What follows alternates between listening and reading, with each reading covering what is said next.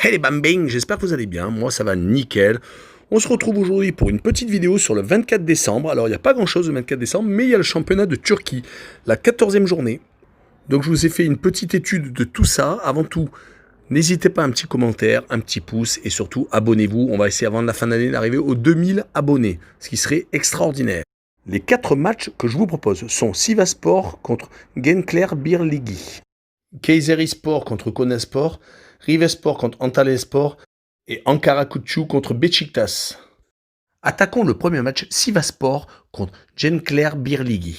Le 16e accueille le 17e. À domicile, Sivasspor, c'est 0 victoire en 6 matchs à domicile, avec un seul but marqué et 7 buts encaissés, ce qui n'est vraiment pas extraordinaire. À l'extérieur, Gençler Birliği, c'est 2 victoires en 6 déplacements, ce qui est beaucoup mieux déjà que Sivasspor à domicile.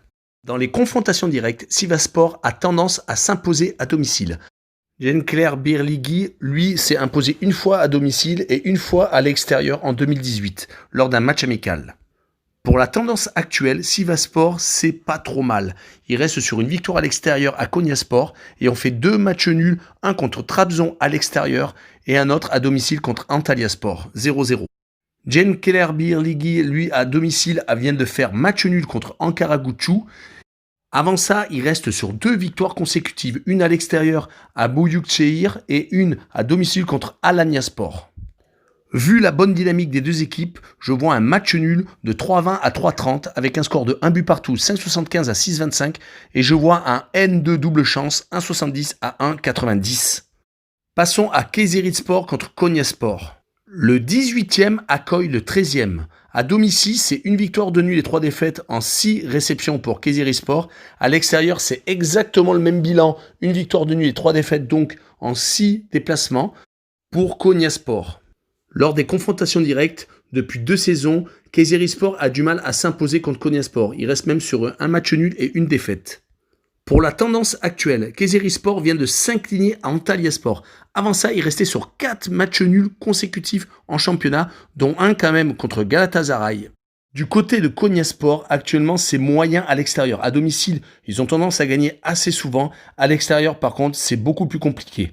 Vu la dynamique actuelle de Kayserispor qui n'arrive pas trop à gagner de match, je vois tout de même un match nul entre les deux équipes, 2,80 à 3 avec un score de 1 but partout, 5,30 à 5,50. Je vois par contre les deux équipes marquées 1,60 à 1,70. Passons au troisième match, Rizersspor contre Antalyaspor. Le 15e accueille le 12e. À domicile, c'est 3 victoires, 1 nul, 2 défaites en 6 réceptions pour Rizersspor. Et Antalya à l'extérieur, c'est 0 victoire, 4 nuls et 2 défaites sur 6 déplacements. Sur les 4 derniers matchs, Rizespor, c'est pas extraordinaire. Ils viennent de s'incliner à Trabzonspor. Certes, ils avaient battu Göztepe à domicile 3 buts à 2, mais ils ont fait une série de 2 défaites consécutives contre Karagümrük, 2 buts à 1 chez eux et à domicile, une grosse défaite contre Galatasaray, 4 buts à 0. Du côté d'Antalyaspor, c'est beaucoup mieux. Sur les 4 derniers matchs, donc 2 victoires à domicile contre Kayserispor et contre Ankara-Kutchu. Et à l'extérieur, ça a été 2 matchs nuls à Sivasspor et à Başakşehir. Je vois quand même ces deux équipes se neutraliser car Antalyaspor a tendance à faire match nul à l'extérieur, donc de 2,80 à 3, avec un score de 0 à 0, 8,25 à 8,75. Et je vois moins de 2,5 buts sur le match, de 1,65 à 1,75. Et finissons avec Ankara-Kutchu contre le Beşiktaş Istanbul. Le 19e accueille le 4e. À domicile, Ankara-Kutchu, c'est 2 victoires, 1 nul et 3 défaites en 6 réceptions. Par contre, à l'extérieur, Beşiktaş, c'est meilleur, mais pas quand même extraordinaire, avec 3 victoires et 3 défaites quand même en 6 déplacements. Avec tout de même 15 buts encaissés, pas loin de 2 buts et demi de moyenne. Dans les confrontations directes, Beşiktaş a sur les 6 derniers matchs 4 victoires et 2 nuls contre Ankara-Kutchu. Notons tout de même que sur les 3 derniers matchs, 2 victoires et 1 nul pour Ankara-Kutchu contre des équipes de moitié de tableau. De son côté, Beşiktaş sur les 5 derniers matchs, c'est 4 victoires et 1 défaite. Certes, la défaite est chez le leader, mais ils se sont tout de même imposés à Fenerbahçe et ont battu chez eux Kasımpaşa et Başakşehir. Je les vois donc s'imposer à l'extérieur pour des cotes de 1,50 à 1,60 sur un score de 2 buts à 1, 6,25 à 6,75 et je vois donc Beşiktaş marquer plus de 1,5 but à l'extérieur pour une cote de 1,50 à 1,60.